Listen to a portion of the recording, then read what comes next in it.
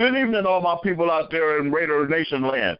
I hope you all had a happy Thanksgiving. I mean, too bad the Raiders didn't send us off with a good feeling going into it. But, hey, we're back. It's a new Friday night, and we got ourselves another story to tell on this here great episode of the NGSC Blackhole Brigade.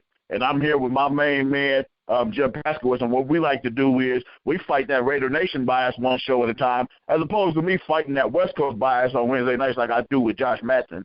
So this is a situation that's a bit near and dear to our hearts. We're both Raider lifers, and, hey, what's better than talking about Raider football? I think if we did it 24 hours a day, 7 days a week, it still wouldn't be enough time. So with that being said, I guess I should introduce myself dang, okay, I just lost my train of thought here. Let me go ahead and introduce myself a bit properly here. I am Jerome Butler, a.k.a. Raider Rome, a.k.a. my little brother's big brother, a.k.a. King of the Raider Nation. And I think that turkey got to me.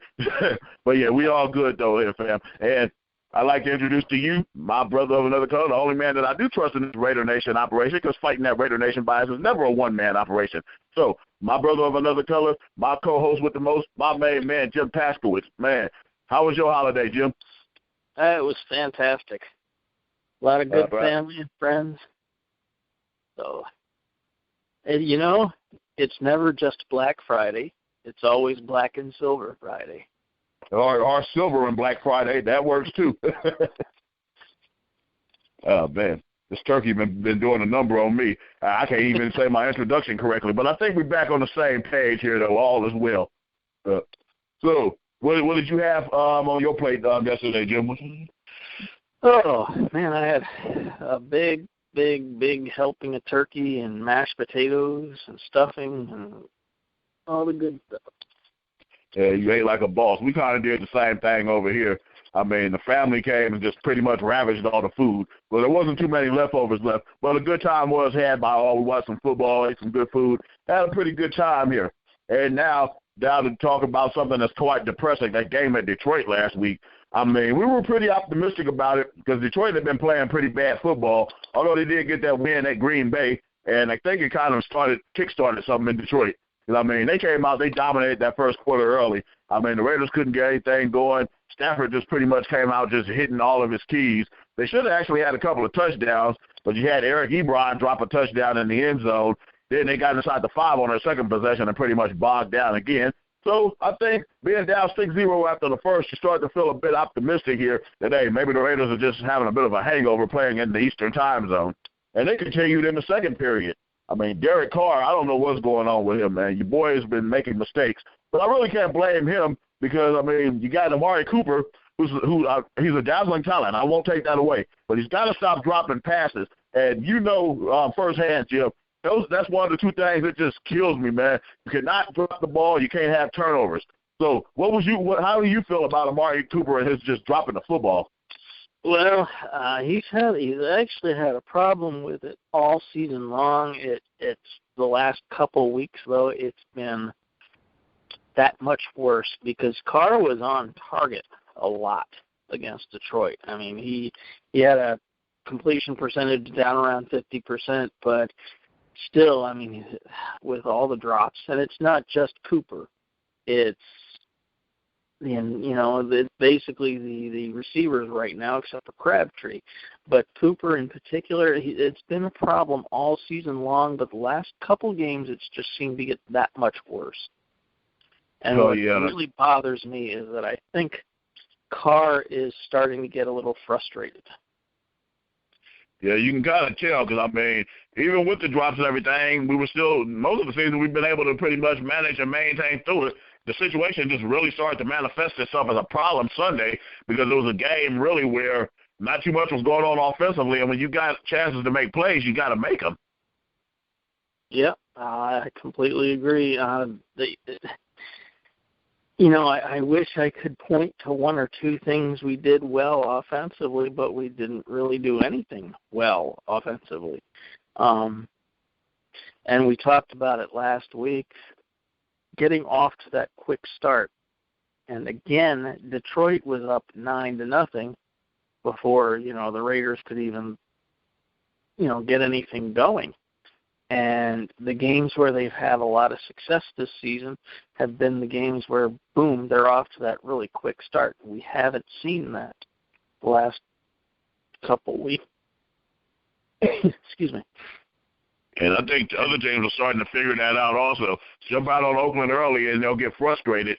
Now, I'm not going to sit there and say the Raiders will quit after a while, but it does seem like if they can't jump out 14-0, 17-0 on you, they do start to get frustrated and kind of try to force the game and start doing this stupid nonsense, as shown by that interception that Derek Carr threw on the first possession of the third quarter. I mean, we got lucky that it was a defensive hold there, and that was actually kind of a terrible call because, I mean, you didn't really see much of a hold there. But I am glad that the Raiders were able to capitalize on that and it led to a Latavius Murray touchdown, cutting the lead to 9-7.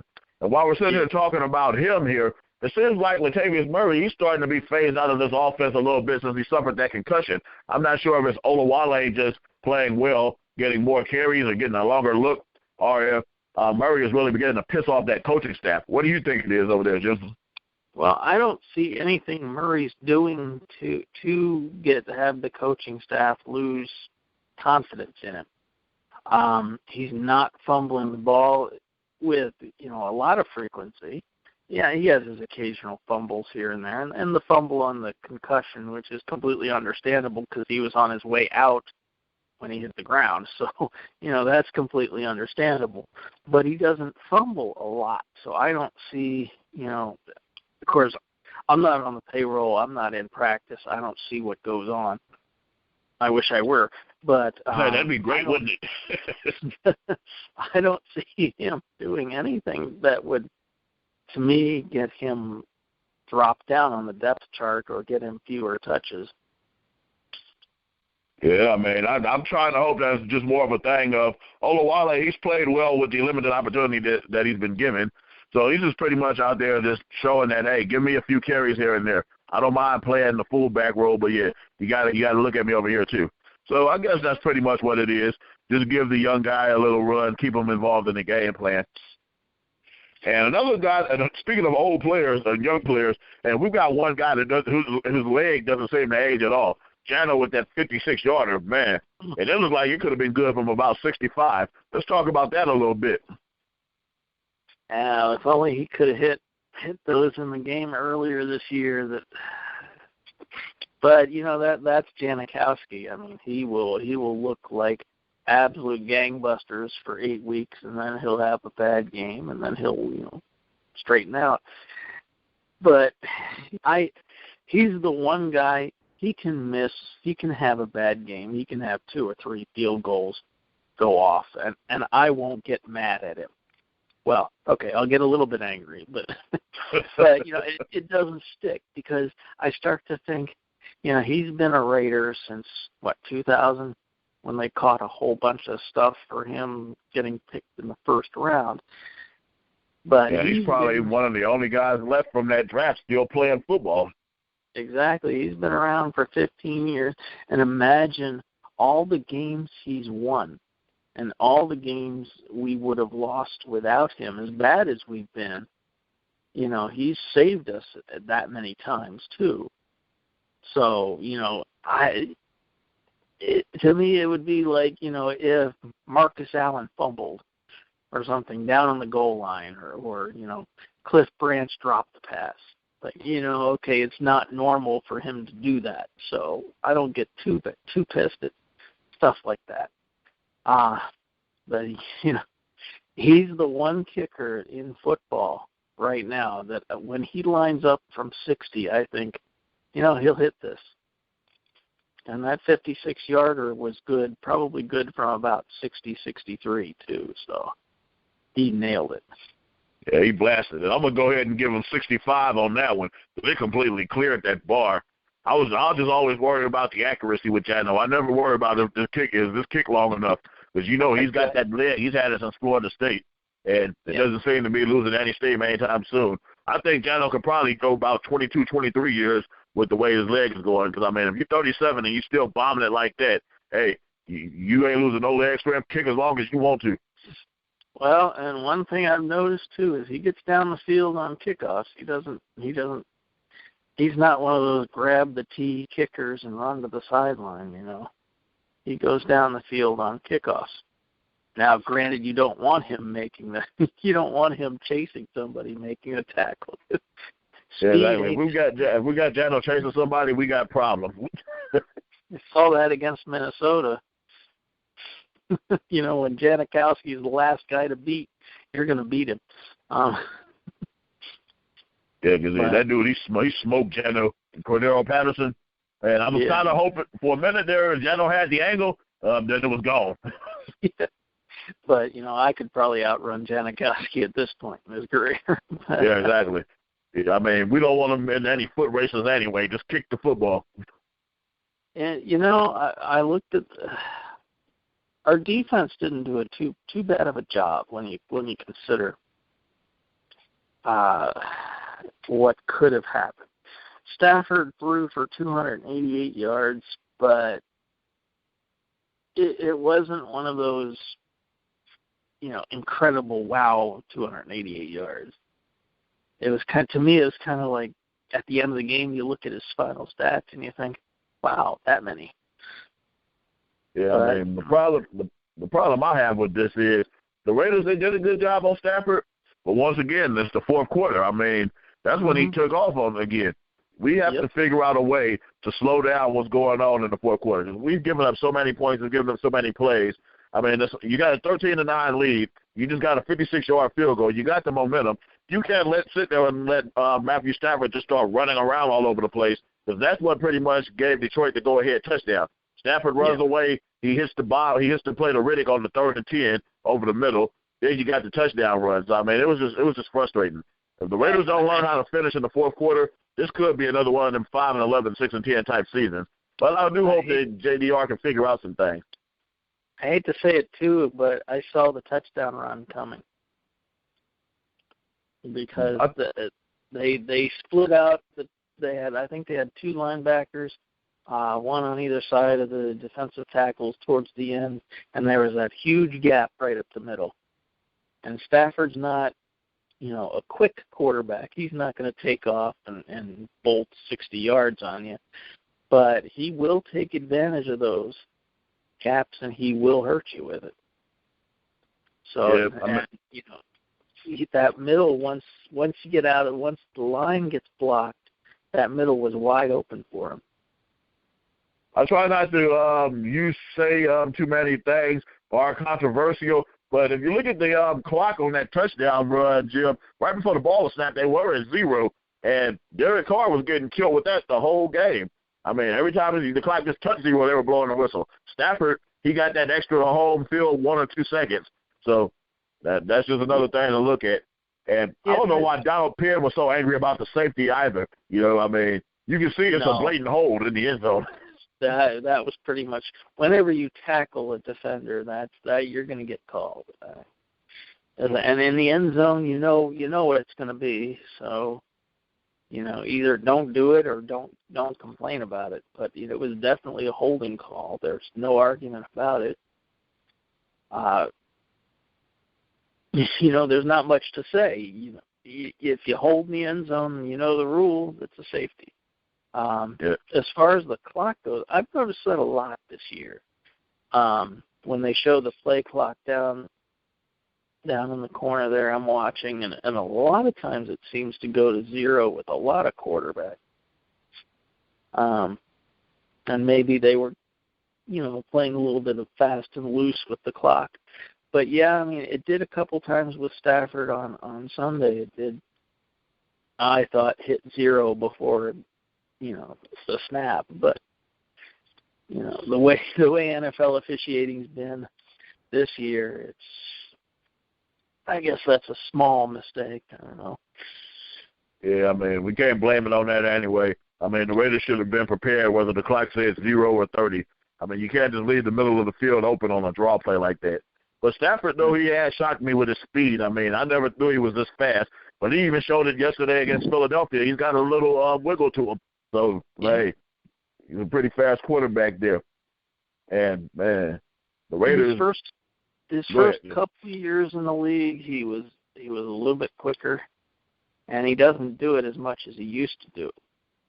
But he can still take off, and he can still hurt you. Kind of like Aaron Rodgers can do the same thing. Yeah, he definitely hurt us on Sunday. Yes, he did. Yeah, so looking at 4-6 though, do you still think, before we move on here, Jim, I want to know, do you think that the Raiders, even at 4-6, you still think they got a shot at this thing, man, or do you want to just say fold up the tent and start to look ahead to next year? Well, you never want to fold up the tent. To me, you never want to quit. You never want to stop thinking about, God, we could make the playoffs. We could. You always want to keep your eye on that. But at the same time, to me, if we finish 7-9 or 8-8, I consider the season a success. Oh, I mean, that's what we wanted in the preseason, the 7-8 wins. So we're still on track for it. Because one difference I'm seeing, and always look for the positives on like Tuesday or Wednesday, or Thursday, depending on how bad the game was. Always look for the positives. And one thing I am seeing is that we aren't out of games. We aren't getting destroyed. And that goes a long way towards what I wanted. Because, yeah, I mean, that's a great thing there. And it's good to me to be frustrated by, using an example like a 13-9 loss or a 16-10 loss or something like that. It's good to be frustrated with that and not say, oh, well, we played a good game and we almost beat them, blah, blah, blah. No, to me, it's a good thing when you can say, damn it, we should have won that game. That should have been a win. Because I never have liked that moral victory stuff. I've always disliked that. Yeah, to this point, I still don't know what a moral victory is, Jim. But the Raiders, they are playing a lot more competitive football. So I guess that is something that we can take solace in. And, I mean, even we're losing to a team like Detroit. It seems like Detroit is just one of the teams. They finally start to find their sea legs at this point of the season. And whoever plays them the rest of the year is going to have a tough out. So we just caught them at a bad time, and hopefully we're prepared for Tennessee this week. Because even with the horrible football and everything that's going wrong, the Raiders are only one game out of the last AFC playoff spot. And that, I mean, I was looking at the standings, and that tripped me the hell out. So we catch a little fire and win a couple of these games, you're right back in it. Yeah, I mean, that's the thing, too. Like I said, I don't want to quite lose sight of the playoffs yet because we are still in it. And it would be fantastic. To me, that would be above and beyond any sort of success that we could have hoped for at the beginning of the season, coming off of a 3-13 year. So we always have to keep our eye on that. But yeah, I mean, if we can get down to if we can take that last playoff spot, to me, that would be fantastic. It'd be great to be playing meaningful games in December. I mean, it's just pretty much up to Oakland. I mean, you got to get it started, though, Sunday at Tennessee. And with that, I guess we should go ahead and begin our look at this game here. The Tennessee Titans at 2-8. They've lost 2 in a row, but they're still fighting hard also. And Marcus Mariota, he's a bona fide Rookie of the Year candidate, along with Jameis Winston and Amari Cooper. And they seem to find themselves a running back also in Antonio Andrews. And he's like a tank. He likes to beat up people. And against our porous defense, it's going to be a bit of a struggle. And you know how we struggle with tight ends most of the year. We got to go up against a good one in Delaney Walker, so that's pretty scary also. So, and their defense leaves a lot to be desired also. They got big man Jarrell Casey out there, and he's going to make life very tough for Derek Carr here. So what do you look for in this game here Sunday, Jim? Well, as usual, run. Tennessee is, let's see, they are 6-2. They're much better defensively than I thought they would be. Of course, they got, that's where Dick LeBeau landed. So anytime you got a Dick LeBeau defense, they're going to be pretty good, and they're going to blitz. That's a given. So I think, to me, and I just looked at the injury report before we got on tonight, and Rodney Hudson is questionable. And that, again, that's such a huge huge spot for the Raiders. To me, he's the key to the offensive line, and he's crucial. After last week, I really don't. You say it every week: run the ball, run the ball, run the ball. But we haven't been able to do that the last 2 or 3 games, and it's frustrating. And I'm not sure if we can do that consistently against Tennessee.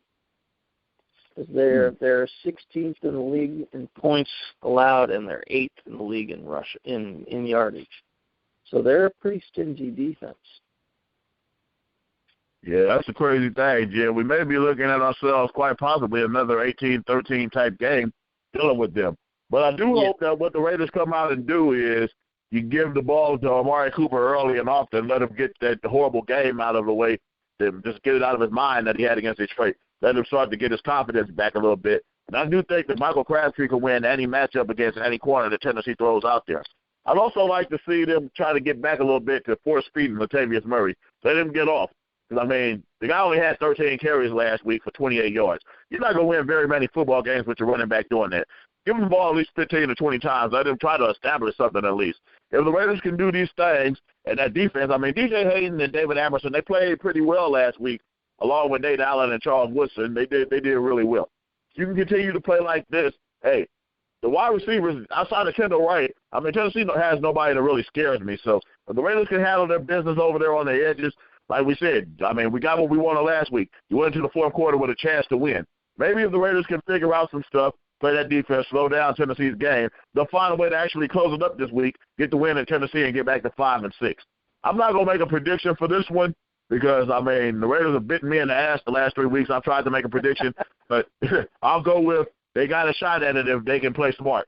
They'll be right there. What you got, Jim? Yeah, defensively, you're right. Delaney Walker is their guy. He's got 53 receptions, which leads the team by a long shot.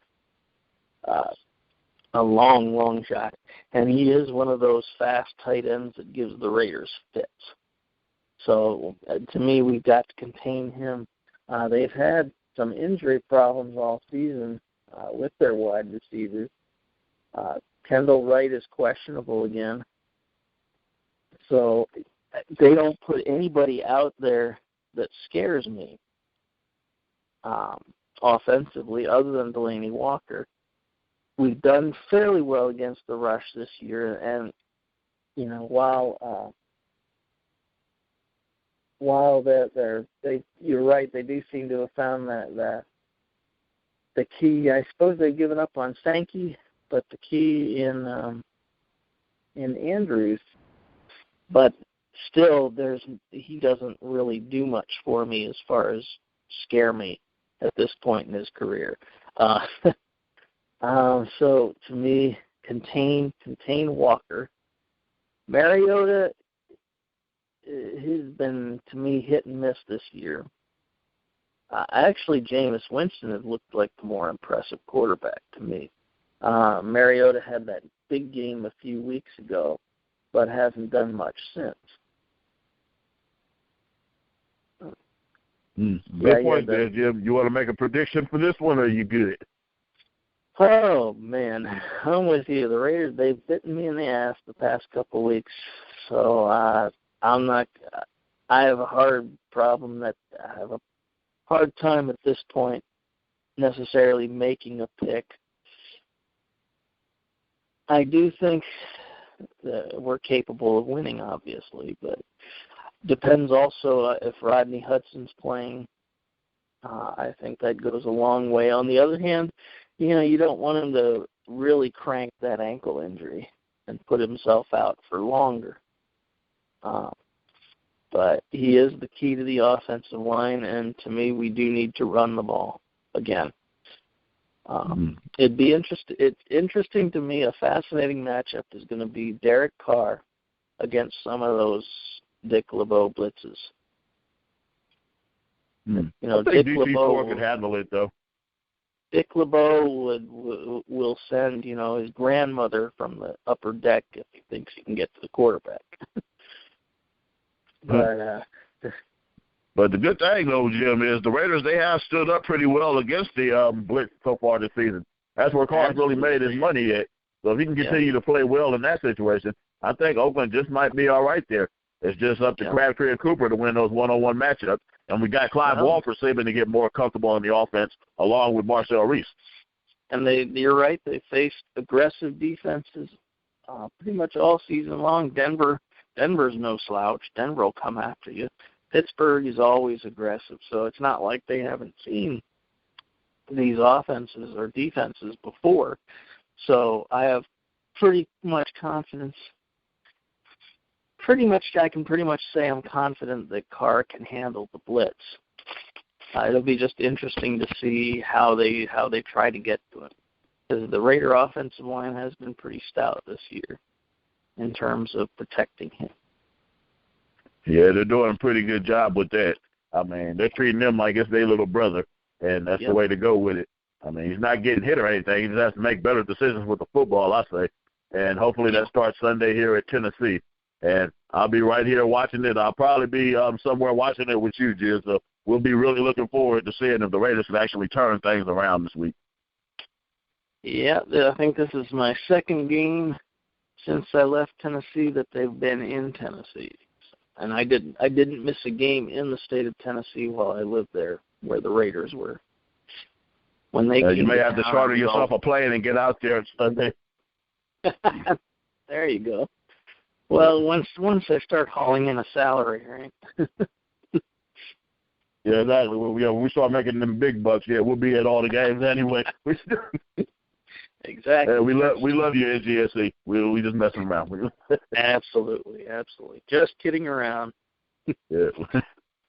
So let's see here. Tonight in Raider history, on this, today's the 27th. Yep. So in 2011 here, we were talking about Jano earlier.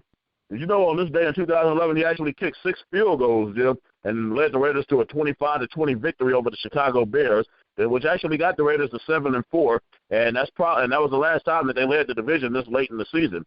Well, they led it before a while against Denver, but that 7-4 was kind of the high water mark of that one season that Hugh Jackson was the head coach. Then Michael Bush actually got in for a touchdown. Stanford Rout had an interception in that game. I know it was hard for me to believe also. Carson Palmer went over 300 yards passing, and the Raiders, they pretty much harassed Caleb Haney all day long. I thought it was at first I thought it was Jay Cutler also, so I actually looked at the scoring for that game. It was Caleb Haney, and they did a great job on him. So the Raiders, they got the 25-20 victory over Chicago on this day in 2011. Let's see here. Anything good happened lately for the Raiders on November 29th in history?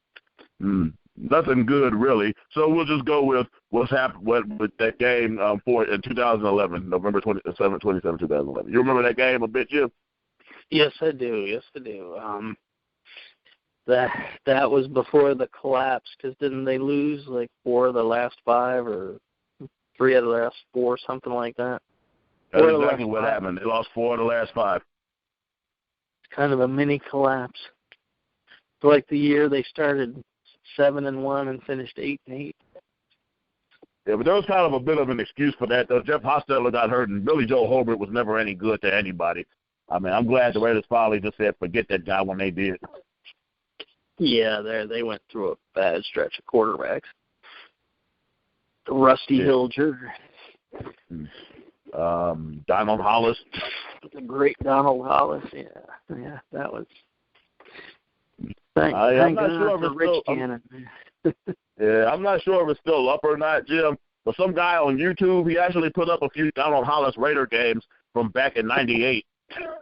So, yeah, if you want to watch bad football at quarterback, go ahead and check that out. Or you can watch Aaron Brooks and Andrew Walter quarterback in the Raiders in 2006. I mean, they're both equally bad highlights.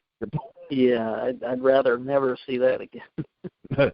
Yeah, that was just a one super long nightmare that just refused to end for whatever reason. Yeah, 2006 is still the ugliest season I've ever experienced. It was just hopeless. Well, I guess great minds think alike there, Jim, because I still say to this day 2006 was one of my worst football experiences ever. I mean, you woke up every Sunday and just knew the Raiders were going to lose. So it was just like, good heavens. And lose badly.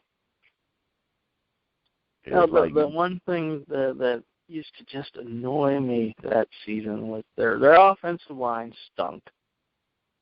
And I don't think I'm being a bad fan by saying that. I'm just telling, the truth as I see it. Their offensive line stunk, but they still insisted on running those, 50-yard flag patterns that just, it took so long to develop, and the quarterbacks would stand back there and just get killed. And I kept yelling for them to shorten the routes and run roll the quarterbacks out and give them time. But they never did. It didn't work out at all that season, man. It's kind of like Groundhog Day, or kind of like being a kid that gets bullied at school. I mean, no matter what happens at school, at 3:15, you're about to get your ass whooped. And that's pretty much our experience as Raider fans every Sunday in 2006. Oh, yeah. I love Art Shell to death, but, man, that was an ugly season. Yeah, exactly. Then we compounded it with more stupidity, i.e. drafting Jamarcus Russell. Ugh. Yeah, probably should just leave that season right in the dust.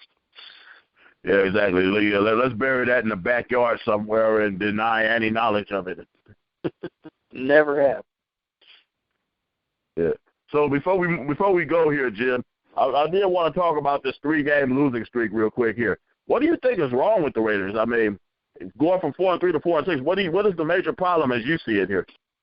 Well, it hasn't been the defense, as strange as that sounds. It has not been the defense to me. The defense is what it is. I don't think it's going to get that much better or worse as the season goes along. The problem for me has been offensively. Last week was the first week in, 4 that Carr didn't throw for 300 yards. But the last 3 or 4 weeks, 3 weeks in particular, the running game has been almost non-existent. Mentioned it earlier, Latavius Murray, 28 yards on 13 carries. There's got to be something better than that. And this isn't a knock on Murray, because we've seen him play. He's a fine running back. To me, he's the future. But there's something going on, and I don't know if it's just the defense is figuring it out, or if the offensive line is not blocking the same, or what the deal is. But to me, that's been the problem, is we've just been unable to establish any sort of running game. Yeah, I mean, that's the big thing. If you can run the football, I mean, things does kind of open up for Carr. And the other thing is, I think that Amari Cooper has to gain more of his confidence also. He just seems like from time to time he makes that great play, but he can't make the 7 to 8 yard catch. And I'm not ready to say, okay, this is just a player that's going to be problems, because I know he's going to be a dynamic talent. I think it's just a head game right now. And once he figures it out, he's going to be very dynamic. But right now, with being in the midst of a playoff race, I mean, I know it's shocking that we're in the midst of a playoff race. You got to pull it together, catch the passes, move them sticks. Michael Crabtree is doing this very well. And the defense, I mean, I can't really be upset with you guys. You're doing what you can given the circumstances. But a few more sacks, and everything will be a lot better. And I'm actually pleased with the emergence also of Mario Edwards. He's going to be a fixture in the middle of that line for years to come. Edwards is looking like he's going to be a really, really good when he looks back in 10 years. It's going to be one of Reggie McKenzie's good ones. But in all fairness to Cooper, you know who else had a lot of drops his rookie year and had a big problem with it his rookie year? I know Jerry Rice did. Jerry Rice dropped everything his rookie year. He was terrible. And they were actually talking about him being a bust. And then, 2 years later, they're in the Super Bowl, or and he's catching 80, 90 passes a year. So I'm not comparing him to Jerry Rice necessarily, because I hate to do that, but I'm just keeping in mind that other great receivers have struggled. And, you know as well as I do, Cliff Branch was the same way. Oh, yeah, no doubt. But once he found his stride, it was all over. What made Cliff Branch a great wide receiver is work ethic. And, John Madden always tells the story about how hard Cliff Branch worked to turn himself into a great wide receiver. And to me, what I would love to see is in the off season, if Carr grabs Cooper and says, "Hey, come on out to California or Texas or wherever he's living, and come on out and work with me." I'd love to see that. Yeah, I think they actually live not too far from each other in Oakland right about now, and they get together and throw the ball a little bit. But, yeah, they really do need to work on more of the route combinations and things like that just to get everything tightened up for next year. Because I'm not even going to use the B word when I think of Amari Cooper, because the guy is just so amazing. He's just a few small things. I mean, it's nothing big, just a few small things, and they can be fixed with a little polishing. So, I mean, I'm not ready to turn on the guy yet, but he's got to catch those passes. Well, and that was the funny thing about Jerry Rice was, he came from that tiny Mississippi Valley state, and nobody knew who he was. And so when he dropped passes his rookie year, everybody jumped on the 49ers, saying, who is this guy? They made a bad pick. They should have taken this guy. They should have taken that guy. And, 2 years later, he's catching everything. So you can never tell. Yeah, but I mean, we'll see how it goes here. Man, another great show tonight, Jim. Man, I kind of wish we had more time here, but hey, we got what we could out of what we had. And it was a great show. I mean, I know I stumbled over a few things in the beginning, but hey, forgive me, listeners. Forgive me, Jim. It was the turkey, man. The turkey made me do it. Hey, I've done it myself, so. Yeah, it's all good, man. I just hope that we come back here next Friday night and we have a victory to talk about. That'd be wonderful.